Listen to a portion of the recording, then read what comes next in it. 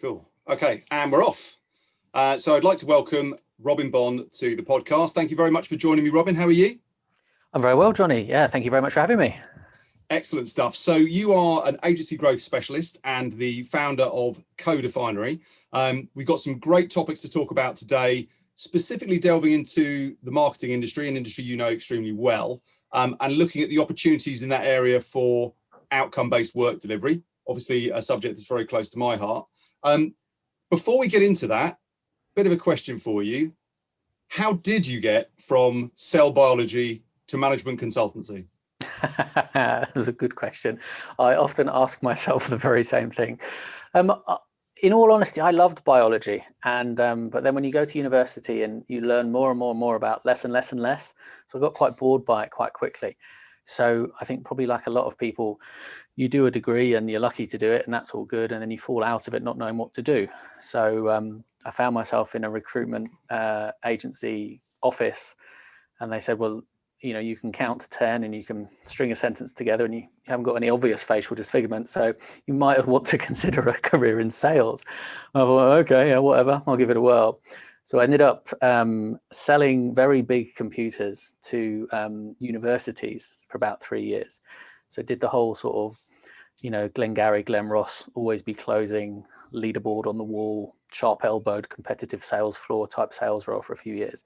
And then I found myself in agencies after that. So they're run very differently from a sales and growth perspective, but I've never forgotten that perspective on, you know, selling, that grounding in selling, which is interesting. And I'm sure we'll touch on it later, but more often than not, selling is almost a bit of a dirty word within agencies. So yeah, I did my time in agencies, worked in big ones, small ones, new ones, old ones, global ones, startup-y ones. And around the sort of the middle of the last decade, decided that having done all sorts of commercial and growth and marketing and new business and some marketing and selling type roles within agencies, you end up being asked to do the same thing again and again and again. And your ability to really affect change from within that kind of central growth role is pretty limited. You can tend to change quite a lot if you're given a transformational agenda. You can tend to change quite a lot quite quickly within maybe year one, and then it just gets harder because, you know, you become part of the problem effectively. So the idea of being able to affect change within an agency business model, it became obvious that you could do more externally than you could internally. And yeah, and that's how I found myself, I think in 2016, sort of launched Definery formally. And yeah, as a management consultant now, so many of the barriers against changing agencies, they go away because you only ever get brought in when people are ready to really change things, because, you know, the meter's running, if you like, not that it's all time, but because they're paying for you to be there, you know, they will be ready to change. They will line up people behind change, and as a sort of facilitator and a catalyst for, you know, positive outcomes in the business, then it's a much more productive way of trying to, you know, make better agency businesses. So yeah, very long answer to a very simple question, but I think the kind of, I don't know, the empiricist in me as a scientist, I still find useful. You know, the kind of the rigor and the structure that I guess being a scientist in inverted commas gives you is relevant. But yeah, certainly from agencies to here, it's about getting more done in less time. And I think that's the bit I probably enjoy most about being, you know, a consultant to agencies now. Yeah, and I agree with you when you're talking about the analytical side of, you know, coming from a scientific background. I mean, you know, in terms of putting in efficiencies to the agencies you're working with, I'm sure there's quite a lot of analysis of process and data and structure that will go into that to make inferences. But, you know, I myself came from a similar scientific background at university, came out of it. I actually remember reading an article in The Economist, and it was basically rating degree subject by the percentage increase in the expected earnings against the average wage in the UK. And, you know, my friends who were studying economics or whatever were like, oh yeah, you know, 60% increase or whatever. And I remember my degree gave me something like a minus 3% against the average. And I was like, okay, maybe should have researched that a bit beforehand. But, you know, I certainly found myself the value of that kind of evidence-based methodology and the kind of rigor and the research and the analysis of data it certainly has its uses, and ultimately when you've studied it, you've done that structured learning, you can take that into other areas. And I think having done some work with people like Boston Consulting Group and other management consultancies in previous roles, that's the type of methodology that I see coming through in some of the management consultancy practices. So I can see why that would be very transferable. But then you've got all of the experience that you've had in the marketing world to add to that. It's an interesting thing because the idea of a sort of classic empiricist where you're looking at data and making hypotheses and then trying to disprove them as a scientist would, that's pretty alien to most agencies. And in fairness, sort of what passes for rigor in most agencies is a pretty low bar. There's a very good consultant I know called Lucy Good, who I think she has an MSc in organizational design, but she's really looked at the absence of evidence-based decision making within agencies, and in some respects it stands to reason because the old cliche about you only need a kitchen table and a computer to start an agency is pretty true. Certainly been proven even more true over the last sort of year and a bit, as that's kind of how business has been done. But you don't really need that level of rigor, particularly in more creatively driven agency businesses. Right. But I do think that a sort of analytical, holistic view is becoming more and more important to the leaders of agencies. I think a lot of the challenges that those people running those kinds of companies have, I suppose, thought about in the past, they've been quite siloed, which is kind of unforgivable in such small businesses. But there's a sense of, there's a new business challenge over there, there's an HR challenge over there, or an operational one, or a profit one, or a finance one. And I think increasingly it's the sort of red threads that bring those different disciplines together within the agency business. That is where there is latent value. There's rarely a sort of aha moment. It's like, oh shit, a marketing plan. Who knew that you had to do that? But actually the connectivity and the sort of the downstream impact of what might go on, for example, in your D&I strategy, and the impact that might have on an aspect of your new business strategy, connecting those things together, I think, is where a lot of value can be created very quickly within agencies, which I guess is kind of scientific, even if it's not quite so classically empirical. And do you think that the reason, or part of the reason, that agencies are having to be a bit more methodical and scientific is because clients are trying to be more analytical and scientific about what they're getting from agencies? Yeah, it's a good question. I suppose it's hard to answer with fresh eyes because I obviously bring my own personal worldview into that.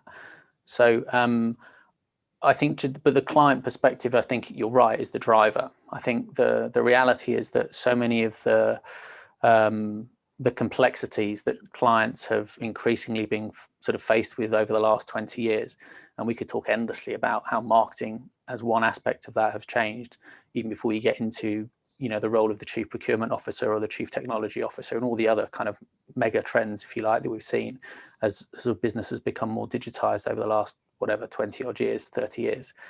That remit and that, I suppose, perspective on the agency marketplace has shifted dramatically from the client side. And I think we've seen it shift again dramatically over the last, 15 months. So I think whatever you as an agency leader, whatever your experience of that change in how clients, in their needs, the breadth of their requirements, the urgency of their requirements, their time and willingness to engage with the agency marketplace, the things they care about, what they're prepared to pay, what they consider value, whether they will be prepared to pay a premium. There's loads of stuff in that.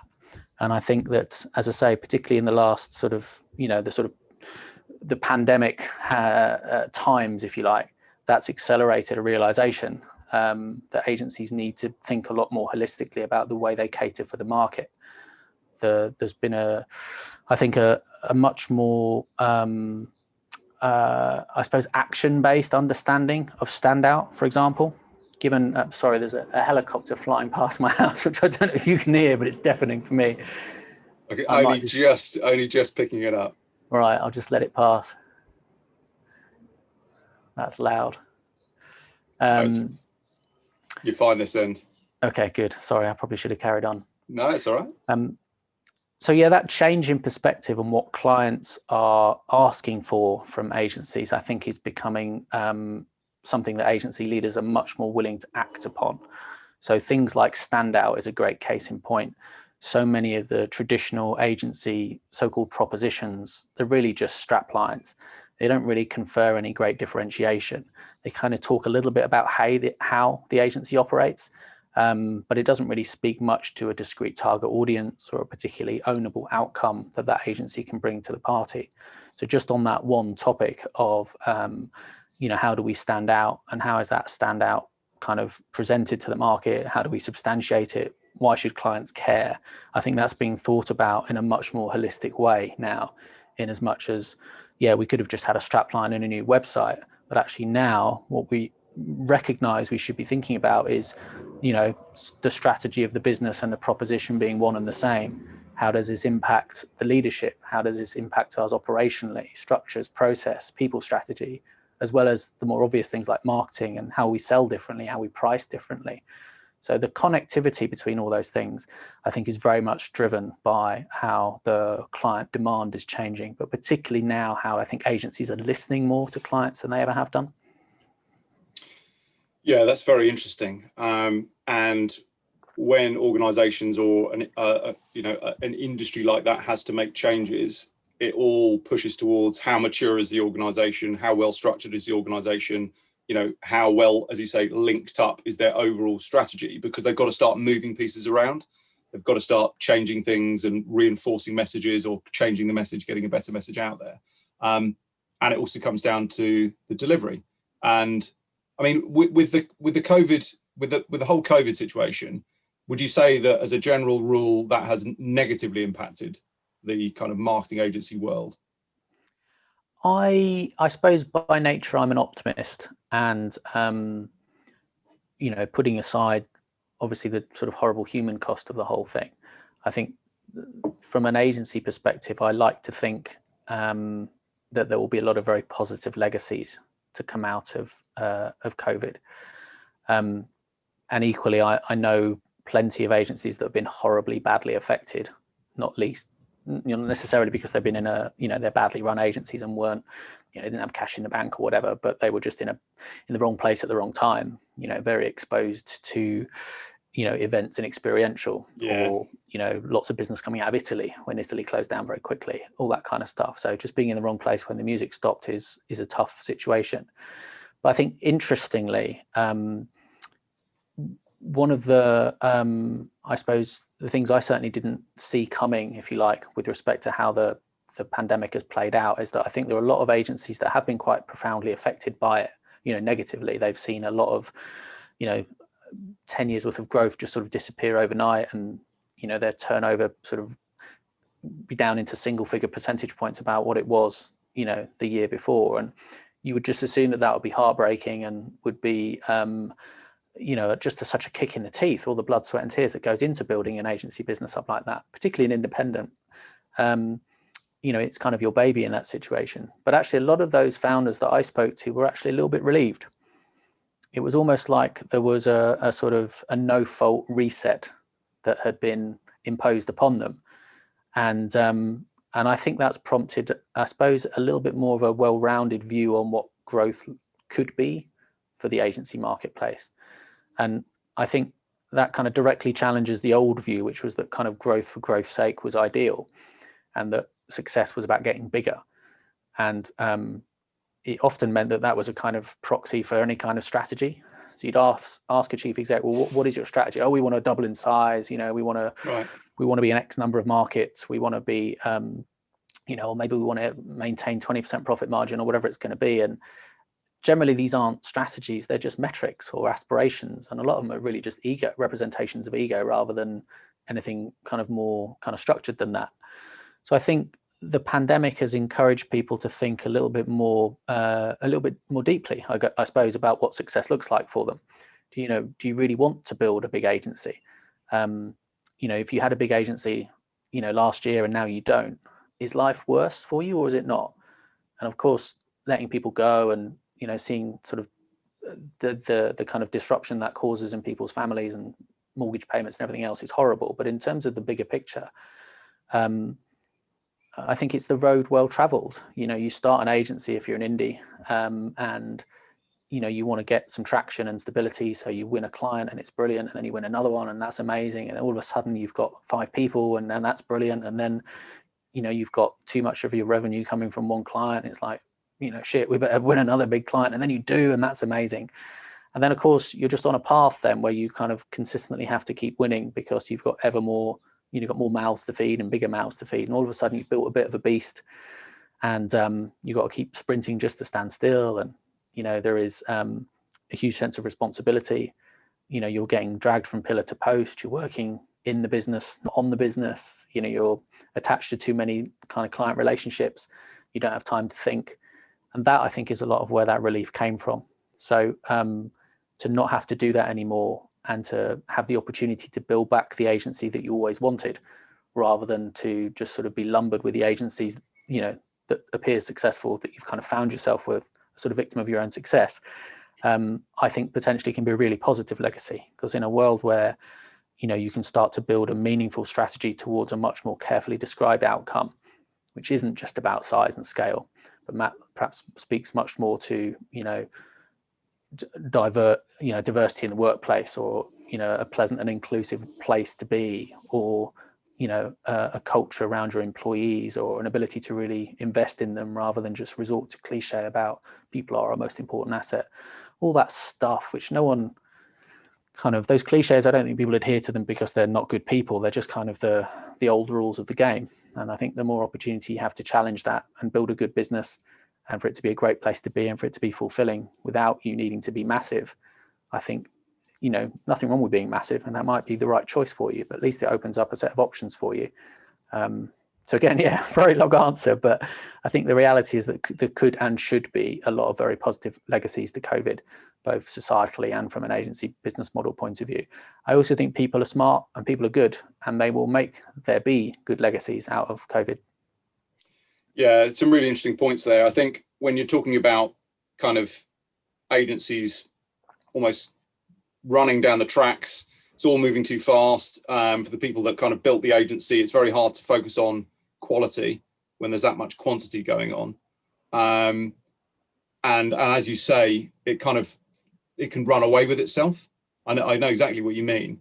So I guess when people are in, as you put it, a no-fault reset, then they are in a situation where they can maybe say, well, actually, we kind of got away from our values.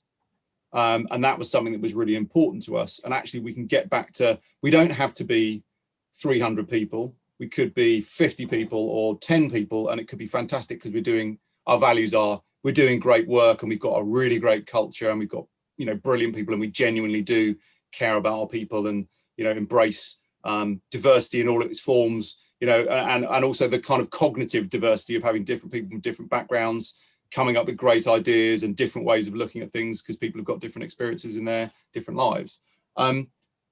So I just wanted to kind of link that into a point that I wanted to get your thoughts on, which was around accountability. So this is something that organizations were doing anyway, was just trying to get more accountable, more data-driven, more metrics, more visibility on everything they're spending. Certainly this is a key area for procurement, obviously when they're looking at their marketing services spend. But a couple of points on that. Firstly, you've got the procurement angle on it. And to be honest, we see this not just in marketing services, but across all services procurement, is that COVID has had a significant impact, where for companies, it's not good enough to beat a budget. You need to know what you're getting for your money. And sometimes spend like marketing services can be a little bit more esoteric, harder to pin down, harder to say what you actually got from it, and all this sort of thing. So there's that side of the accountability, which I'll be interested to get your opinion on. And then the second part of it is around things like values, diversity and inclusion, sustainability and stuff like that, which are becoming more and more important for end organizations in their supply chain as well. So how do you see those two factors? How have they been affected in terms of pure accountability being driven by the client? Wow. That's giant question. You probably have a one-line answer now. I was going to say, I better have a one-line answer, otherwise it's going to be a really long podcast. I mean, I think, I've got so many thoughts about this. Procurement, I think, is a discipline that is foolishly maligned by agencies. And I've thought that for a long time. And in fact, I sent a letter to Campaign magazine, I think at least 15 years ago, probably closer to 20 years ago, which kind of called them out on this. And I don't think we've got much better, if I'm honest, which is ludicrous. But the opportunity to engage with procurement and to understand from a kind of commercial perspective what the drivers are of growth within their business, I think it's a massive opportunity for agencies, leaders, marketing, new business people to really connect with the commercial agenda within their target client organizations.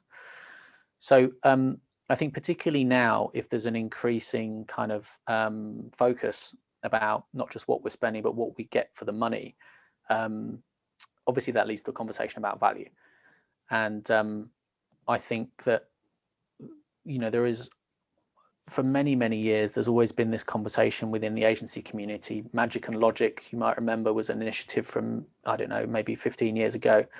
The sort of client and agency community trying to reconcile that there needed to be a sort of rigor and an accountability and a kind of commercial logic that sat underneath the kind of transformative, lateral thinking, creative brilliance of the magic. Yeah. And I think it was a sort of lovely concept, but I don't really personally view that it was something that was ever really, I suppose, successfully reconciled, because the two are kind of fundamentally different things. Kind of cut forward to now, I think we're in a really interesting time when actually, if you are an agency person who's got their eyes open, there's never been more encouragement, not least from the client community, but also from agency bodies as well, the IPA being chief among them. And huge credit to the leaders there, Mark Knorr and the commercial groups within that organization, to really get the conversation about value and pricing out onto the table. Also huge credit to client side bodies like the WFA. I think if you've seen Project Spring, which is an initiative out of their global sourcing group, where it is the procurement community talking explicitly about the stuff you've talked about, they're in the sort of evolving softer criteria that procurement people are increasingly looking for from their partners and suppliers, things like diversity, things like sustainability. So the agency's credentials here are increasingly part of the conversation with, with the people that are going to spend the money. So I think that's a really positive kind of environment for us to start to talk about accountability and value. So the accountability thing I think is really interesting. And I think this is probably something that is not peculiar to the UK, but it's certainly something which we are absolutely terrible for. There's a sort of peculiar sort of guilt-ridden work ethic that we have. And I know that Bruce Daisley, who used to be senior at Twitter and has a podcast and a book called Eat, Work, Repeat, or something like that. Forgive me, Bruce. But it's fascinating. He talks a lot about the nature of work and the workplace. And he has a view, which I'm going to mangle now. Sorry, Bruce, again, about us all having this sort of internal Victorian mill owner, this little voice in our heads telling us that we're kind of, that we're not working hard enough. And I think that is a sort of an awful guilt to take around with you, given that we all work bloody hard, thanks very much. But it does lead into this horrible culture of presenteeism, which I think a lot of agencies are trying hard to stamp out. So a lot of, we've all been in offices where people would look at their watch when you dare to leave at 7:30, because wouldn't it be nice if you could kiss your kids goodnight before they go to bed? So 7 o'clock, part-timer and all of that kind of horse shit. We don't need that anymore. And I think agencies are recognizing that we don't need that anymore. But what the pandemic has done has proved that we can all be perfectly productive when we don't have the man or the woman like peering over our shoulder, making sure that we get stuff done. So when we say we're working from home, we don't need to do the scare quotes now in the air to show that we're, working from home, are you? Yeah, of course you are. We don't need to do that anymore. And that's a lovely, I suppose, hammer to that presenteeism bullshit where you're just there to be seen to be there. It's also a great bit of positive self-talk to say to yourself that, you know what, I got up at 7 o'clock this morning. I was at my desk at 15:15, and you know what, it's 11:30. I'm going to have a cup of tea and a shower. Thanks very much, because I've done some good work. And it's okay. You know, you don't have to be at it for 14 hours a day. So I think that's a very good environment to recognize that it's not how long it took or where you did it, it's what you produced.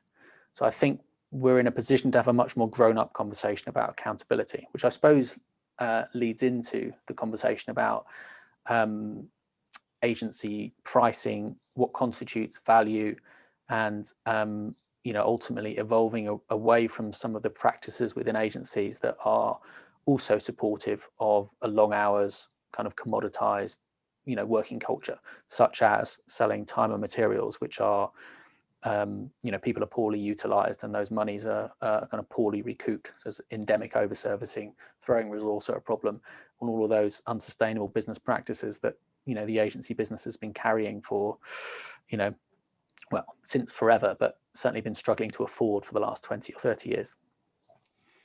Yeah, so totally agree with you.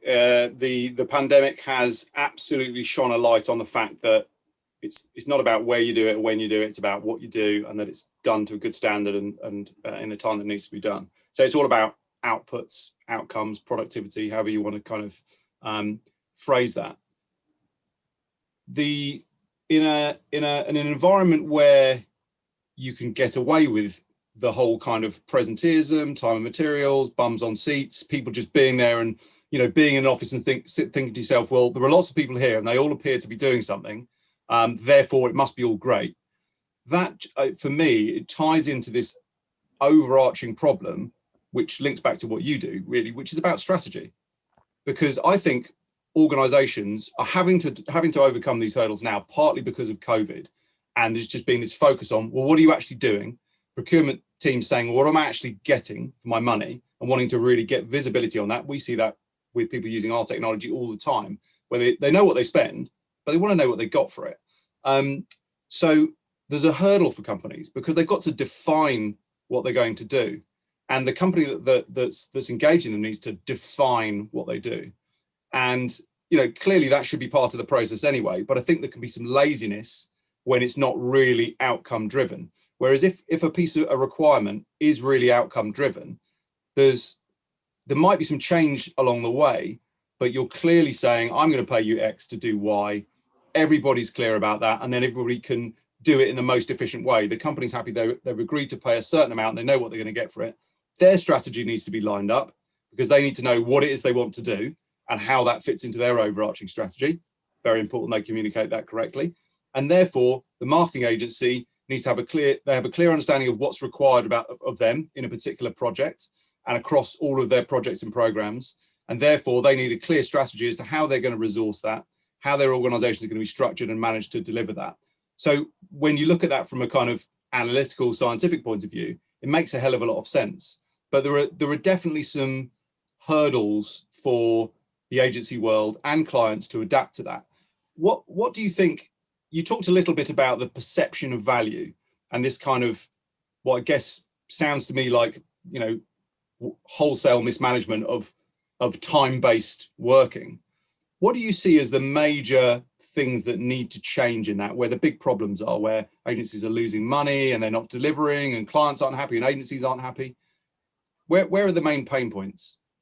I mean, where do you start? I mean, if you accept that agency businesses are largely driven by people, you know, as opposed to proprietary IP or machinery or, you know, software or anything else, it is still inherently a people business. Arguably the biggest sort of symptom of the disconnect you've just described is the talent market.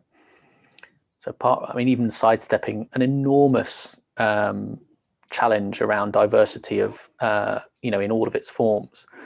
Any study you'll pick up will show that the level of diversity in mainstream agency land is nowhere near where it needs to be.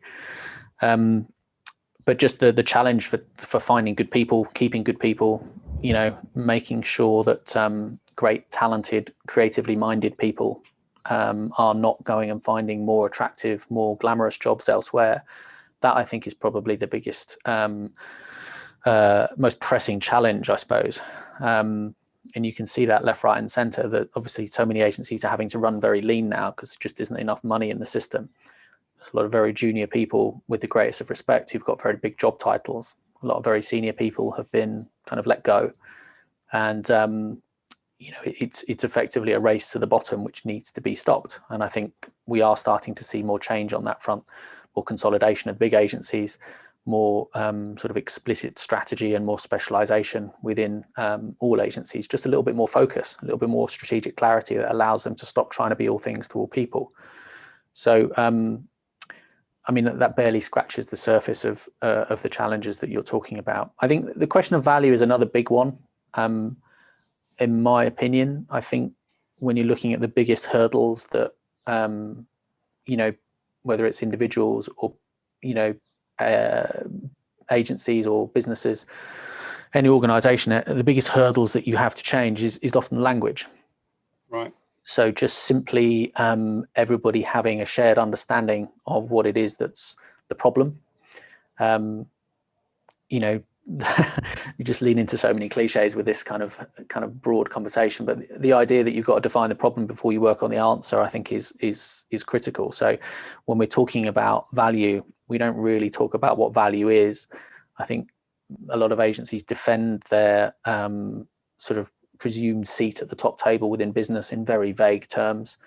A lot of the advertising agency community talk about creativity as if its sort of value is kind of explicitly obvious, and I wouldn't think that the majority of FTSE 100 chief execs want to see an invoice with the word creativity on it. They want something far more commercial. So little bits of language like that, and value is chief among them. So and I'll give you a very specific example of this. I think when we talk in agencies about resolving some of the issues we've talked about, whether it's about hiring better people or keeping them there, it comes down to money. So why isn't there enough profitability within agencies? Well, there's lots of reasons for that. So let's talk about pricing. Okay, great. That must be the solution to that. Let's find a way of charging more and kind of allowing that to inform, a more efficient operating model. Great. Okay, well, let's look at more entrepreneurial pricing. Let's look at value-based pricing. Okay, that's great. So if we can get paid more if we achieve more, then that allows us to be entrepreneurial. That should be appealing to the client. And that's a sort of a logical path that is as old as the hills, but it's also really flawed. And for that reason, the conversation about value gets kind of, it stalls before it even gets off the grid, because the idea of value being so connected to payment by results is a pretty flimsy connection. So when you say value-based pricing to a lot of agency people, they hear and equate it to payment by results or performance-related pay, where there is skin in the game. And if you scope out a piece of work, and if you overachieve against certain outcomes, then you'll get paid more. And if you don't quite achieve them, you get paid less, which when it works is great. And if you've got, certainly a performance marketing agency where the metrics are clear and your attribution model can be, if not perfect, then at least workable, then it certainly makes sense. But for everybody else, there's always a sort of sudden wringing of hands saying, well, we'd love to do payment by results or value-based pricing, but we can't because, the client won't give us access to the data, or, they'll also quite rightly say, oh, the client's a bit nervous about not having certainty of budget. So if we overachieve, they've got to find more money from somewhere. So both on the client side, on the agency side, this sort of, this great hope for improving profitability in a really entrepreneurial, win-win type way to help improve the business model, as I say, it doesn't even get off the starting blocks, because it's sort of rooted in this assumption that it has to be based on sound attribution of variable pricing. And that's nonsense. They're just different disciplines altogether. So, selling on value and being in a position to tailor what your, what's in a statement of work for a client, it's a completely separate discipline to any kind of performance-based aspect to it. So we've touched a little bit about selling outputs, which is certainly an option, as opposed to time and materials. You can talk about value in terms of exactly the same metrics from a brand point of view or from a sales point of view, all those kind of metrics that you might attach to payment by results, they're perfectly sensible things to put a price against, but they don't have to be variable prices. It doesn't need to be skin in the game. So there's a whole avenue here which is sort of opened up to agencies and to clients to consider about the commercial relationship between them if we suddenly disconnect the idea that value and sort of skin in the game, if you like, are one and the same thing. So that's just one small example of how language massively gets in the way. So when you're talking about selling value, and in a previous conversation that we've had, you mentioned kind of frustrations around the idea of selling value, but the fact that people are pitching commodity. Do you mean specifically around things like performance marketing, or when you're talking about pitching commodity, what do you mean by that? I think that it's an interesting way you phrase that, because sort of pitching commodity, for me, pitching is it's a symptom of the commoditization of agencies. Right. And I think a lot of agencies see it as the root cause of their commoditization. Okay. And so agency people will often whinge about the pitch process. And people outside of the UK are absolutely staggered when they hear that we wouldn't dream in the UK of asking for a pitch fee from a client. And that amazes them. Now, whether you think that agencies should be paid for pitches or not, that's a whole other conversation. But the idea that there needs to be some kind of selection process or beauty parade as a means of clients making investment decisions seems perfectly sensible to me. I'm certainly not anti-pitch in any way, but the idea that it's a sort of monolithic sort of engagement with the client where they hold all the cards is nonsense. You've got a huge amount of authority to input and influence that process as an agency, but that is something you need to commit to. And in very simple terms, if you're not a differentiated agency business, you're going to have much less influence in the way that clients are prepared to engage with you and buy from you. I have a very oft used analogy between GPs and surgeons, which kind of emphasizes the point. If you are, if you move into a new house and you need to sign up with a local surgery, for your GP, then you probably don't think too much about it. You go and do a bit of a Google search, find out where the local surgeries are, and you find the one that's closest to you, or the one with a gap, and you sign up and you don't worry about it. And then if you go and visit that GP, I don't know, 3 times in 6 months, and the experience is pretty rubbish, and the GP's a bit disinterested, or they're a bit rude to your kids, then you think, this is rubbish, I'll just go to the GP that's 100 yards further from the house.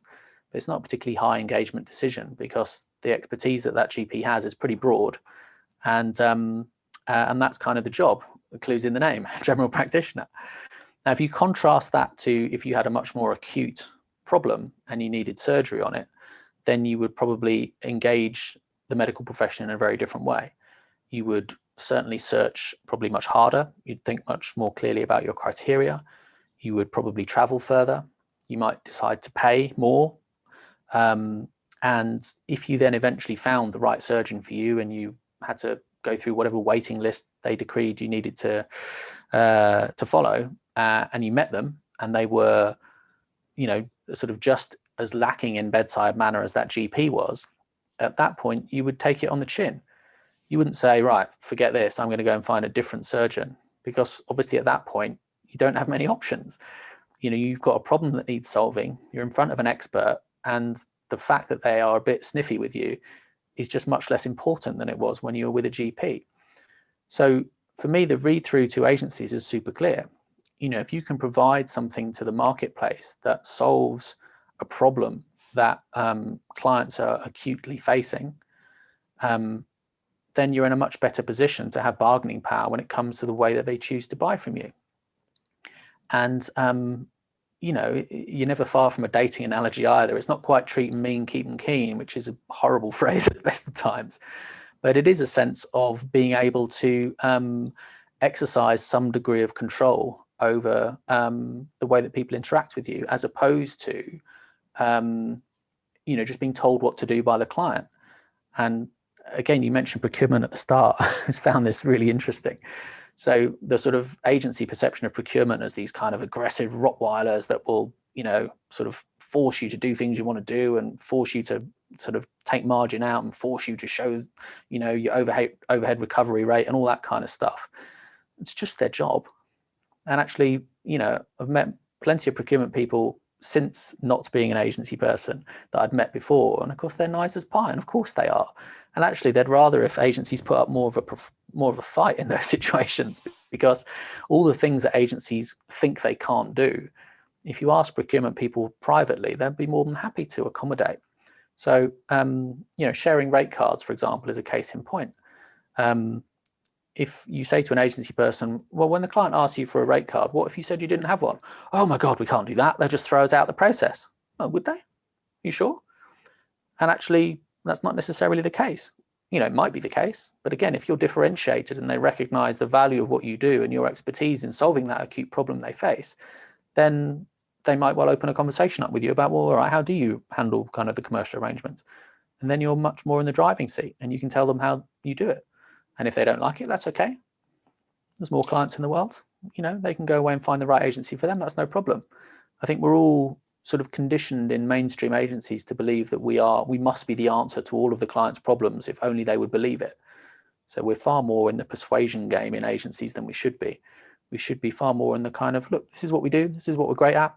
And sounds like that's probably not quite what you need. So we'll step back now. Cheers. Best of luck with it, as opposed to let's find a way to service the client, which is a very dangerous sort of ethos that leads you towards some of the more, the symptoms of commoditization that we've already touched on. Yeah, and I think, what you're discussing there would be music to the ears of most kind of forward-thinking procurement people. Procurement people are much more focusing on value rather than cost these days. That does require the right data. It requires you to engage in a process in a structured manner so that you can actually assess these things. But it changes also the engagement, the spirit of the engagement. If a supplier can demonstrate or convince, with good empirical evidence, good case studies or whatever it might be, that they can deliver the value that they're saying they're going to deliver. Obviously, that's it's a benefit if you're a specialist. There's more credibility around that, more of a laser focus on what you're actually going to be doing, and you're not trying to just kind of like broaden out and solve every problem they might possibly have. Then the procurement person's point of view is definitely going to be skewed towards wanting to capture that value for their organization, because that's their job. Their job is to make sure that they're getting the best value for the money that's spent, engaging the best suppliers. So when it comes to actually defining value, whose responsibility? Let's take a fictional engagement. In terms of defining the value of that engagement, how much of that should sit with the client? How much of that should sit with the agency? Well, I think it's a collaboration. And I think that's, again, sort of the answer is in the question. I think if you are an agency that, just thinking back to a guy I used to work with many years ago, and forgive me for all the Australians in the in your audience. John, he's going to do an accent. I'm going to do the accent. But he said, and this was beautifully true. He said, you've got to make the brief, don't take the brief. And I thought, that's bang on. And part of that is about having a different kind of conversation earlier with clients. So getting upstream, talking to senior decision makers, starting to uncover, shape, and define a need, as opposed to constantly sort of looking for business very much at the point of demand, where there is a pitch brief, there is probably some very tight procedural guidelines around that process to ensure, probity and fairness. So trying to break those constraints at that point is much harder than having the conversation earlier. But, to what degree agencies really work hard to have those upstream conversations is a whole other conversation.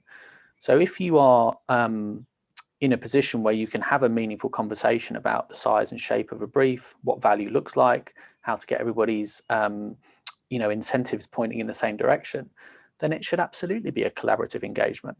But I think when you put it into a competitive context where the agency's on the back foot, they feel like they're one of six. And again, this isn't anti-pitch, but when you're trying to have those kinds of progressive conversations at that point in the buying journey, then you couldn't pick a harder time to try and have those conversations with the client. Which is, and again, we talked about this before, why agencies don't reach out and talk more proactively with procurement and get these conversations going and use that as leverage to really understand the commercial drivers behind the marketing agenda, is beyond me. I say it's beyond me. It amazes me that more don't do it, but I understand why they don't, because they see that sort of, you ask an agency what its sales strategy is, and they generally don't have one. It's more about pitch conversion. And obviously that's a sort of the sharp end of the sales cycle. That's not the whole sales cycle. So I think, going back to the surgeon analogy, if your agency is set up to solve a discrete problem for a specific audience, then you have a tightly defined use case that you can then reach out to clients that best fit that set of criteria. And you can have proactive conversations with a manageable number of prospects, and you can start to have these upstream conversations. Again, this is another one where language gets in the way. As soon as agencies hear things like specialist and solve a problem and discrete audience, they start thinking, oh, well, that means a single discipline, or it means, a single vertical sector that we work in. Doesn't mean any of that stuff.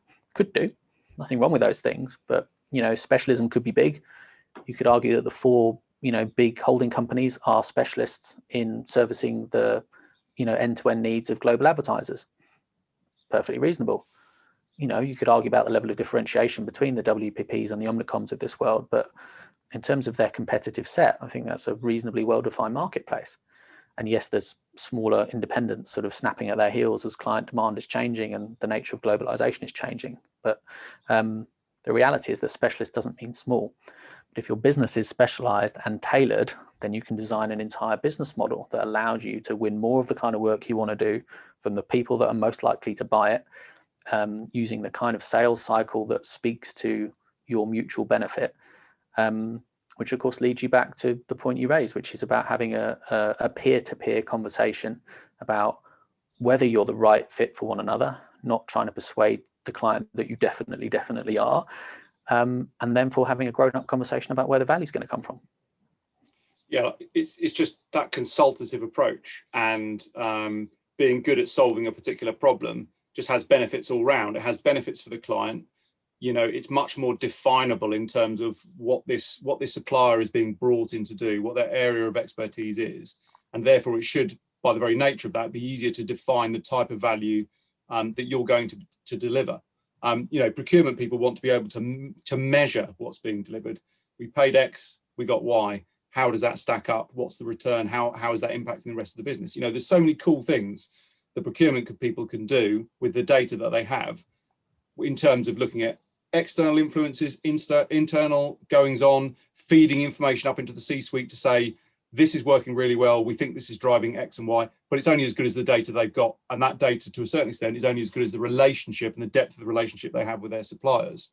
On that point, I suppose to argue the agency's cause a little bit, again, I probably spend most of my time being sort of critical or at least challenging of agency people and sort of suggesting they take more responsibility for the situations they're in, which I think is reasonable.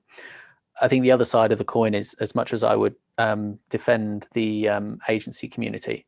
Sorry, mate, I think my door has just gone. No worries. Give me 1 second.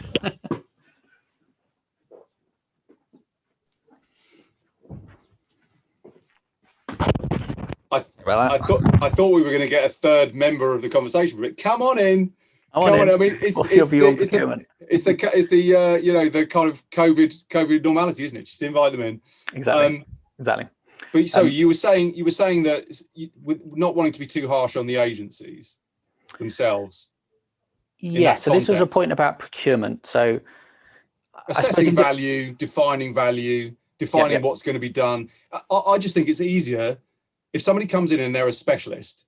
It's easier to define what they're going to do. It's easier for the client. The client has to have a clearer understanding of what they want to be delivered at the outset. And that is definitely part way towards the solution for this value-based approach. if they're a specialist, they can fit into that gap more effectively. You can define it more accurately. It's not trying to creep into everything, which is where it becomes very, very vague. And sorry, I've hijacked your point a bit here, but I'll let you come back onto that in a second. But I think there's some really interesting things to look at as to how those well-defined outcomes flow down into the workforce and help that workforce. But anyway, back to your point about looking at it from an agency point of view. Yeah, I suppose we're talking about procurement and value and data in particular. The sort of the opportunity is for, you know, smart, progressive procurement people and smart, progressive agency people to be able to align around clearly defined outcomes, set up the right incentives on both sides to get there. And that feels like, you know, a perfectly sensible aim. Agency people do whinge about procurement a lot still, and it's depressing and counterproductive. But having said that, clearly the good agency people, bad agency people, there are good procurement people and less good kind of procurement people. So, you know, historically, the difference between procurement that come from a direct sourcing and indirect sourcing background, those that report into the CFO rather than into, you know, a CPO, you know, those are the sort of broad brush kind of distinctions that I think that certainly carry some weight in terms of the kind of incentives that procurement person is going to be working towards. And I think there's plenty of examples where, you know, a procurement person is being assessed in whatever way or incentivized in any way to, you know, in effect spend less than last year or to achieve some kind of saving against a set of needs that may be very different to what happened last year. And then if they are motivated to do that and have no great accountability for the quality of the outcome, then clearly that's a massive breakdown in the alignment of incentives between the marketing department and the agency, and obviously therefore the procurement drivers as well. So I suppose just to recognise that there's more work to be done, I think, on all sides here, and we shouldn't leave the marketing team sort of out of that as well. I think having a better sense of the important role that procurement play to guard their interests and to guard the commercial interests, you know, shouldn't be kind of glossed over as well. But yeah, I think that the opportunity for, I suppose, people that are have mastery of what they're doing to come together to find a route forward that suits everybody. You know, that should be the starting position rather than, you know, the kind of the happy occasional confluence of agendas. I think a lot of that comes down to clarity.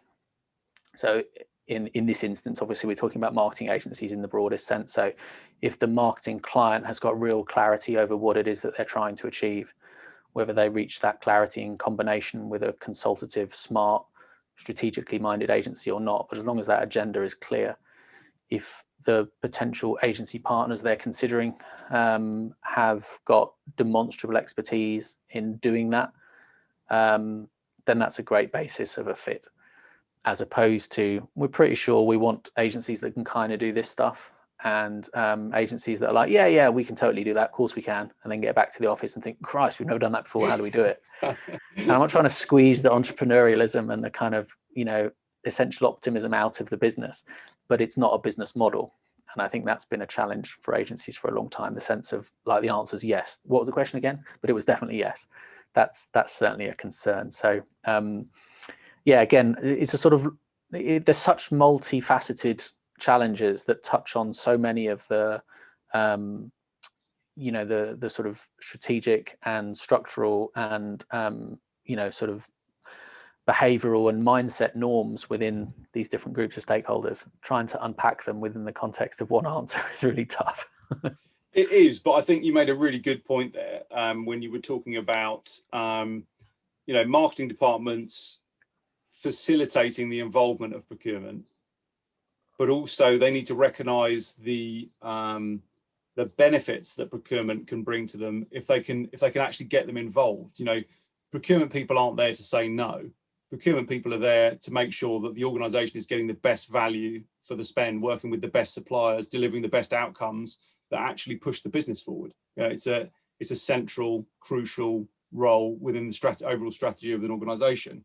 But if they don't have the information, all they can work to is budgets and some kind of fluffy criteria around the outside of it. But if they could actually, surely marketing departments would actually like it if procurement were more able to get involved and could actually help them drill down into the value, because ultimately they're being driven towards objectives as well. So if everyone's able to get more visibility on actual outputs, outcomes, value, then that will enable that organization to continue working with their best suppliers, maybe even increase the work they're doing with their best suppliers, rather than just saying, oh guys, we've got to have a budget cut because things are tough.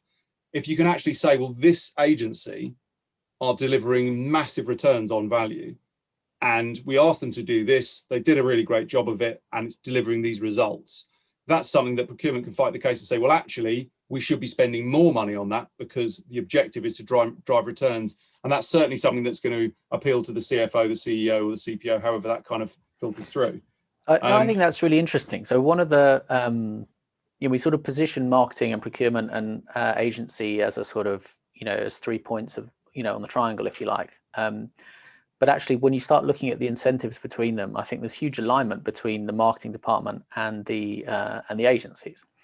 So again, if you follow the agency press, there's a lot of talk, certainly at the moment, but there has been for a long time, about the value of creativity in all its forms, and the opportunity for agencies to regain their seat at the top table and to be the trusted advisor of the C-suite and all that kind of I suppose rhetoric, which I suppose implicitly points at a concern that they've kind of lost that over the last 30, 40 years, and that management consultancies have kind of come from nowhere and are able to command a much higher premium and provide much higher level advice, which I think broadly is undoubtedly true.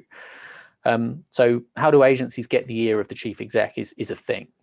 And I think at the same time, marketing has been sort of trying to sort of fight its corner for a long while along a similar sort of lines, in as much as, they want to be perceived as fluffy. They want to be perceived as, the colouring in department, and all of these unhelpful cliches, which you hear. I've never heard that one before, which is why it made me chuckle. But yeah, it's unfair at the very least. But again, if if you look at the sort of rise of digital media over the last 20 years, you could argue that the sort of marketing agenda has sort of swung back sort of too far the other way, that it's now almost supernumerate, and that the investment in brand has perhaps been diminished, and an appreciation of brand within client organizations is perhaps not what it was. I think there's certainly a risk aversion now with sort of mid-level marketeers, where they're so they've sort of been brought up with the accountability or presumed accountability of digital media. If you start getting into the efficacy of programmatic spend and how much your ads have actually been seen by the right people, but the perception of accountability by being able to spend this and getting that, as I say, perhaps it's gone too far the other way. But sort of putting that to one side, the idea that marketing hasn't got the credibility within the boardroom that it should do, and agencies facing the same challenge, there's a big overlap there in their agenda. And you could argue that procurement effectively is the key to the door for both of them, because if you can get that that alignment between those three groups, then procurement effectively bring the commerciality that, if we're being unkind, the more kind of bigger picture creative aspects of marketing lacks. And I think, again, we can certainly say that generally speaking, that level of commerciality is lacking within agencies. I spoke to a friend of mine recently, a guy called James Barnes Austin, who works for a consultancy firm called Sherpa, and he was part of the Karmarama agency when they sold to Accenture. Right, so he would know. But the idea that he mentioned when we spoke recently was, he put it so clearly. He said the reality is that clients are professional buyers and agencies are amateur sellers. And going back to the start and me working in selling computers when I was 21, I learned stuff there that would never get taught in an agency. That's why sales is often a dirty word. At best, agencies are marketing organizations. So yeah, there is a lack of commercial nous that's absolutely endemic in, the vast majority of agencies. And of course, clients, they do this stuff every day, which is why, procurement are sort of seen in this sort of big bad wolf context, when actually they just know how to negotiate, and they know how to put pressure, and they know to recognize the implicit signs of agencies being on the back foot. When you put a cost proposal in and it takes you 2 weeks and it's a mess when it arrives, you kind of know the agency's winging it. Whereas if agency B puts a methodology on your table, as a procurement person in a day, and there's a clear process to it, and next steps identified in terms of how to work together to refine it, you think, yep, these guys have done it before. I mean, it's not, agencies are pretty sort of transparent when it comes to, when they're winging it. To a trained eye, it's pretty obvious, and that's why that lack of commerciality holds them back.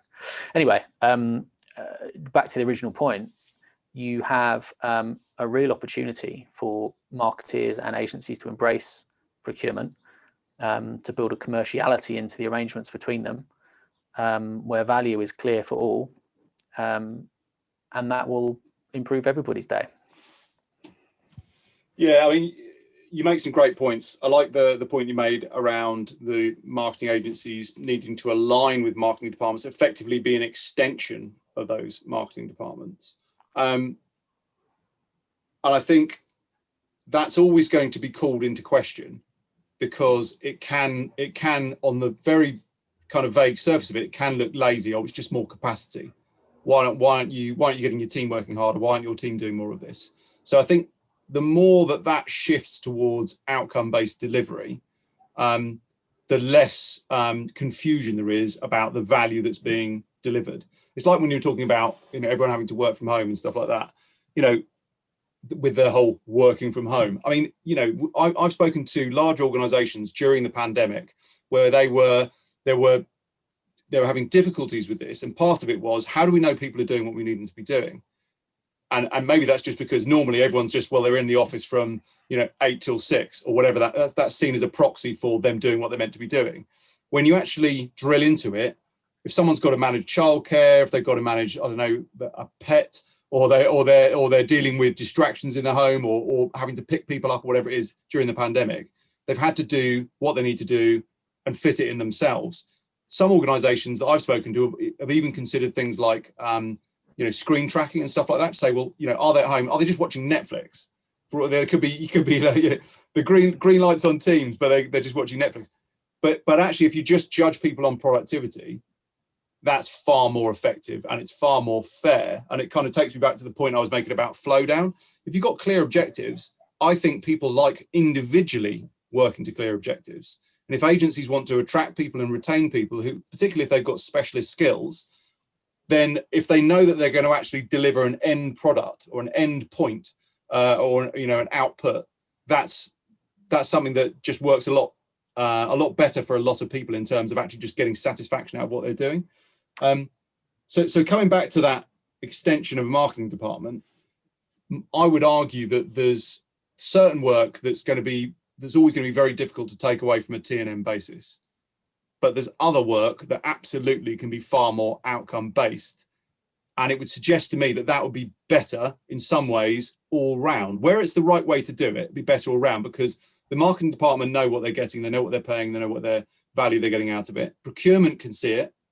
And the agency actually know what they've got to do. And if they're organised, they can deliver that effectively and efficiently without just having this complete overstaffing scope creep scenario, which creeps in a lot of the time.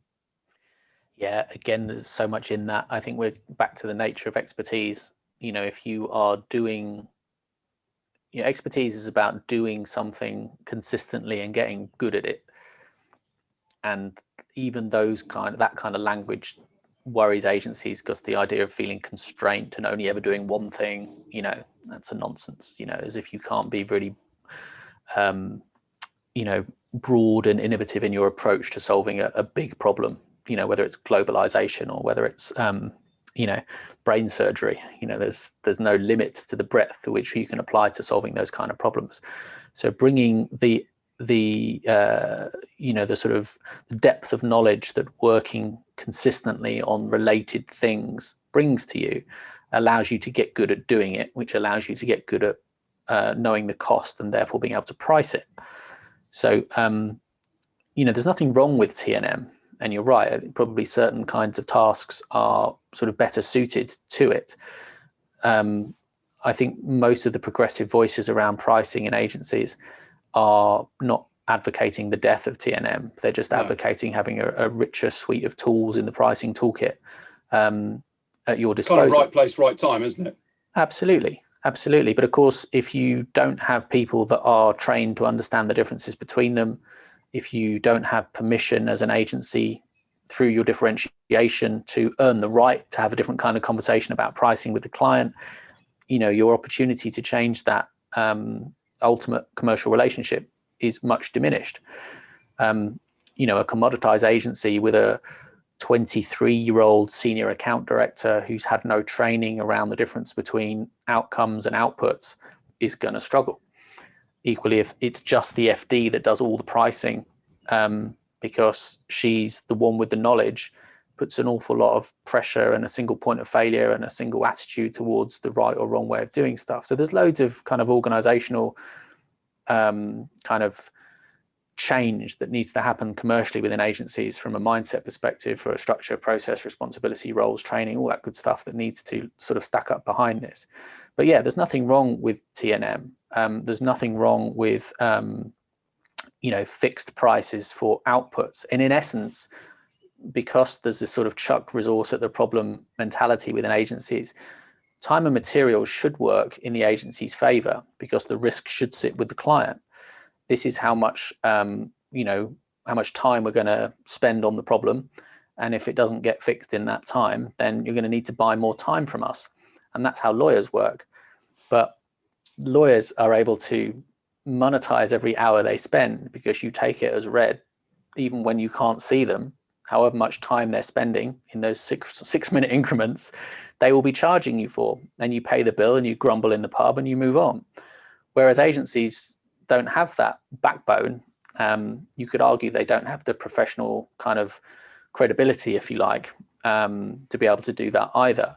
So when you offer T&M, what you're actually offering often is, here is a fixed price. Yeah, we'll tell you how many hours and what those hourly rates are to go into it, but basically we're going to deliver what we've said we're going to deliver, and this is how we've come up with the price, which is the worst of both worlds. It's effectively a sort of de facto fixed price deliverable, and yet you're showing all of your homework. So I don't know why that information needs to be shared with the client. And I think if they're honest, most procurement people would argue that they don't really need to see it either. They just get it because it gives them more leverage in a pricing negotiation. So equally, when it comes to explicitly selling outputs, you could argue that's just another proxy for benchmarking, where, okay, if we can get 20 social media posts off agency A for so much money, and for the same money we could get 30 social media posts off the next agency, it has a commoditizing downward effect on pricing, because you're still trying to take the subjectivity and the perceived value out of play by presuming that, in the first case, you're presuming that one creative director at £2,000 a day is the same as a creative director at £1,000 a day. That's nonsense. Equally, in the second example, we're assuming that those 20 social media posts are equal quality of the 30 social media posts. That's nonsense as well. So you can't take the subjectivity out of this stuff. So ultimately, it boils down to, can we deliver what we said we're going to deliver? So what's the outcome we're trying to achieve? And that could be something as benign as an idea being signed off at board level. That's an outcome. It could be something as far-reaching as an improvement in the share price, or that the agency has no direct control over, or improvement in net promoter scores, or whatever other outcome.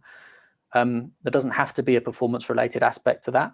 But if the client hires you to put 10% on the share price, and you think that's a good thing to do, and you think you can do it as an agency, and you scope it out together, you agree a fair price for it.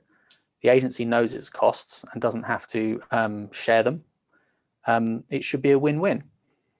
Now, if the client thinks that's worth £1 million or 10 million quid, that's up for the negotiation. You can work that out. It doesn't need to be a question of how many hours, and the perceived value of the people that are put in at those hourly rates. The ultimate fail-safe, it's just like democracy. If you don't like the government, vote them out. It might not be perfect, but it's the best system we have. And the same thing, if you don't get the share price increase, If you think it's the agency's fault, fire them.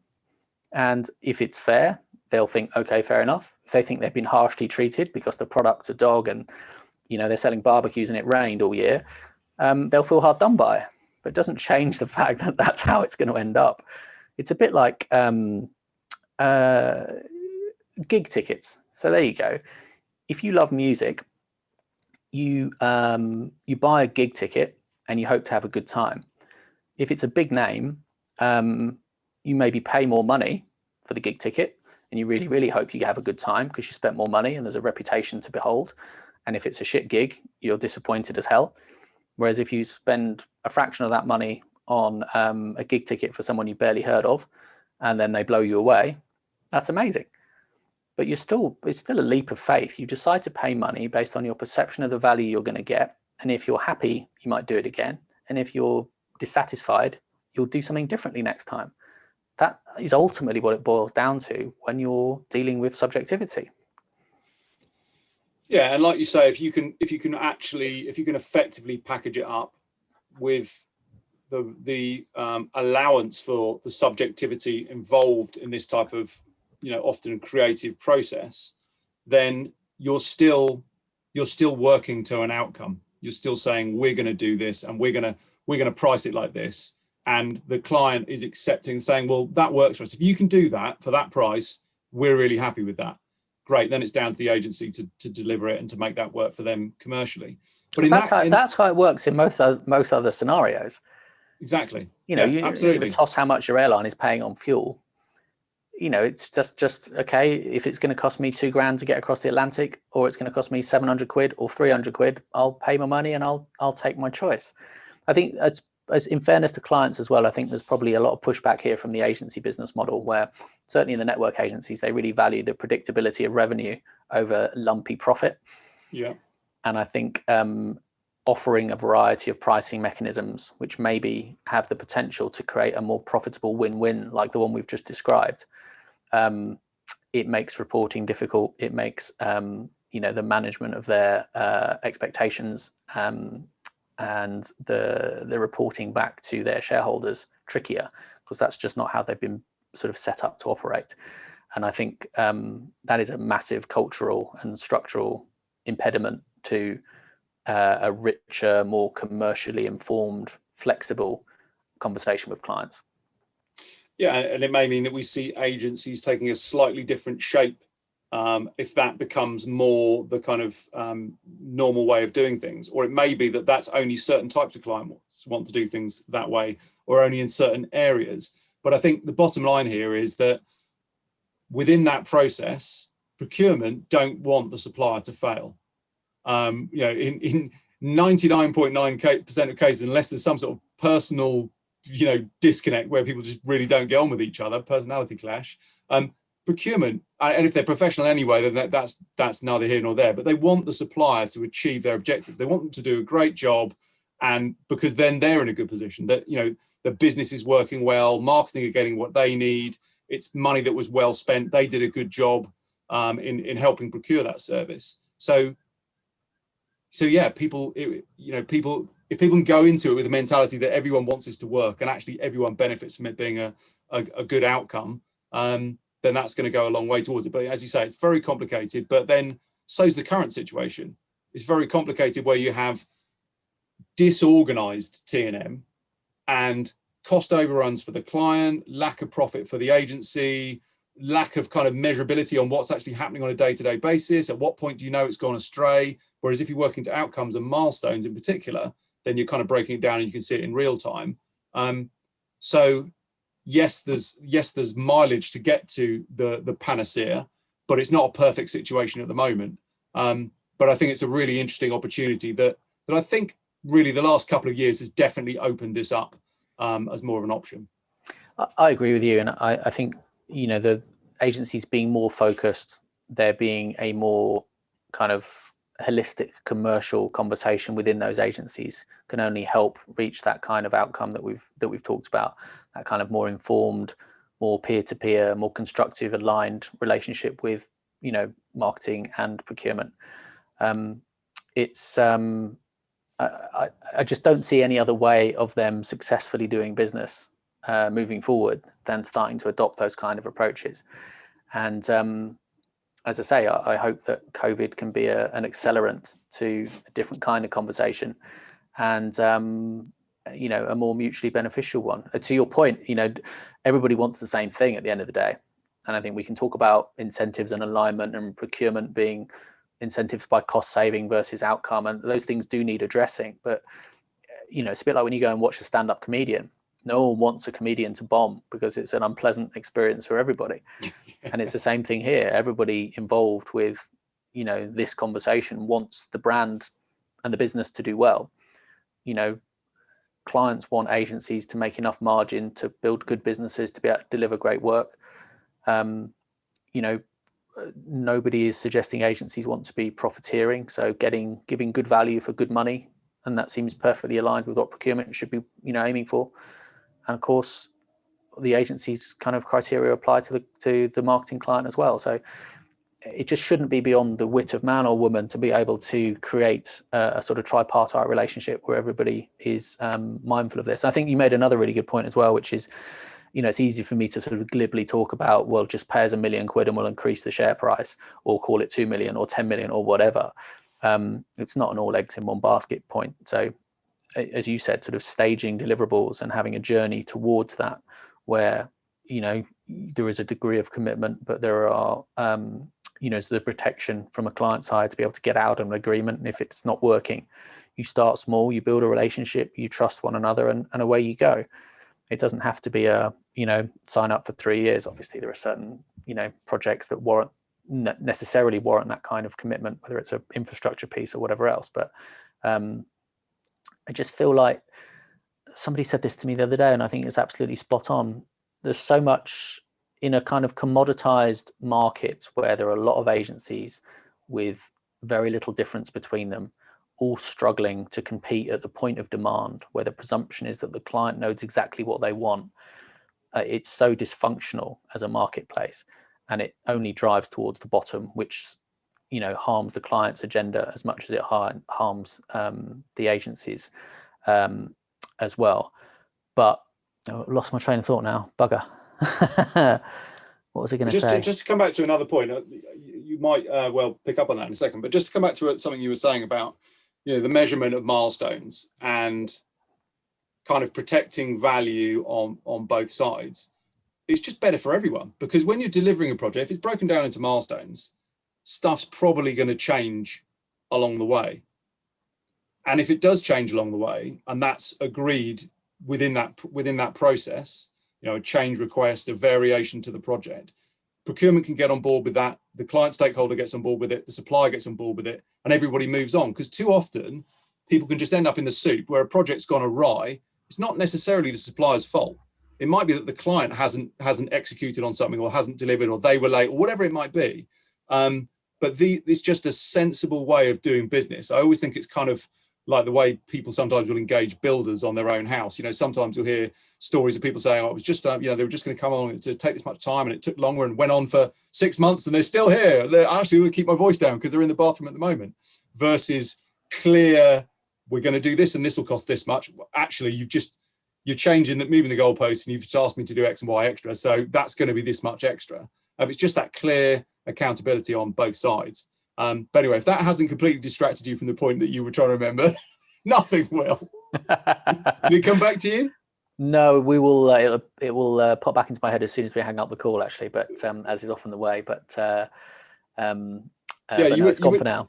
You were talking about this kind of just this tri-party relationship, and about people having the kind of maturity and the confidence to come into that with the right approach. And I think we're in a time where conversations have opened up, and clearly for you, in the work that you do, you're going to be talking to organizations about these sorts of problems and addressing these sort of problems in their strategy. So I think it's an exciting opportunity. Yeah, I agree with you. As it almost brings us back full service. God, I'm so agency. It's outrageous. Full circle. Always be closing. Full circle, back to the start. Do you know what, you say that about always be closing? It's a funny one because I don't know if you've ever seen Glengarry Glen Ross. It's a I David haven't Mamet actually, play. but I'm aware of it. Yeah, We're aware of the scene where it's a very pressurized sales meeting where what's the actor? He was in 30 Rock, series of brothers. Baldwin, one of the Baldwin brothers. Forget which one. Alec, I think. It is Alec, isn't it? He's very aggressively telling this sort of team of very put upon salespeople that if they don't sell stuff, they're going to get fired. And that's what that ABC scene is about. And when you're in agency land, I always found this quite curious because the ABC reference for me was cemented in that first job where it's like you sell or you're out on your ass. Ah, okay, I get it. Whereas in agency land, selling is not a thing that we do. We persuade, we coax, we're compelling and all that stuff. And ABC is used as a sort of a kind of cheeky little pat on the back to people. Oh, ABC, nice work. See what you did there. Where you show a little bit of cheek or a little bit of, you ask a direct question or something like that. And it's sort of, the sense of it gets completely lost. And for me, having sat both sides of that divide, a sort of marketing organization versus a sort of hard-nosed sales organization. And it wasn't like I worked in a boiler room, but you know what I mean? It's quite emblematic of the absence of a sales culture within most agency organizations. And I say most because some are explicitly very much sales organizations. And I think they are much more commercially aware because of it. But it's an interesting little reminder, I suppose, of the differences between a genuine sales culture and one that just sort of imagines that it's selling well because that's what agencies do, right? Not necessarily. Yeah, it's not like procurement aren't used to being sold to. It's not like they're not expecting to be sold to, and it's not like they haven't got all the kind of tactics and countermeasures to deal with that. But if it's, if there's a genuine value gap that can be filled by a credible solution, then that's what they want, really. But just to round things out, I think it's really, really interesting discussion. I really appreciate your time. Just in terms of what you're looking at working on moving forward, what do you think are going to be the key areas and the type of organizations you're going to be working with over the next 12 months? Yeah, it's a good question. And I think this is, it speaks to the changes we've described in kind of the legacies of COVID, if you like. So when people ask about the ideal client fit for Co-Definery, they sort of say, is it a certain kind of agency, a certain discipline, a certain size? It's really none of those things. So, Co-Definery works with global network agencies and startup agencies and everything in between. The thing that binds them together is, I suppose, a willingness to be progressive. And I suppose to the sort of plethora of points, overlapping points we've touched on today, and I think I mentioned this at the start, it's the sort of latent value in the agency business model. It's there, but it just needs to be recognized and connected. So understanding how a change over here in your agency business model can unlock value and revenue over there is where the work comes from. So the people that I will be working more with will be those that recognize that there is value locked up in the business and are willing and have the time to sort of look at the important in amongst the urgent and to embrace the fact that, if you look holistically at the agency, there's a much better sense of differentiation that can be achieved. There's a much healthier, culture that can be achieved, and there's greater profit that can be achieved. And none of those things are actually that difficult to do if you've got the wherewithal to, well, not even the wherewithal, it's just simply the willingness to look holistically at the business. And I think we're going to see more and more agencies, wanting to have those kinds of conversations. Like you said, it's the strings holding everything together kind of behind the scenes, isn't it? Really going towards this overarching objective. Well, listen, really interesting chat. Really appreciate your time. It sounds fantastic what you're going to be working on, and I wish you all the best with it. Hopefully we can catch up again soon. Found this conversation very, very insightful. It's great to hear some of the anecdotes and your view on it from an industry specific perspective. But yeah, really appreciate it. And thanks very much for your time, Robin. And Johnny, thank you. It's been an absolute pleasure. Thank you for listening to me prattle on, and it's been great to get an insight from your side as well. So thanks very much. I've enjoyed it very much. Cheers, Robin. Cheers.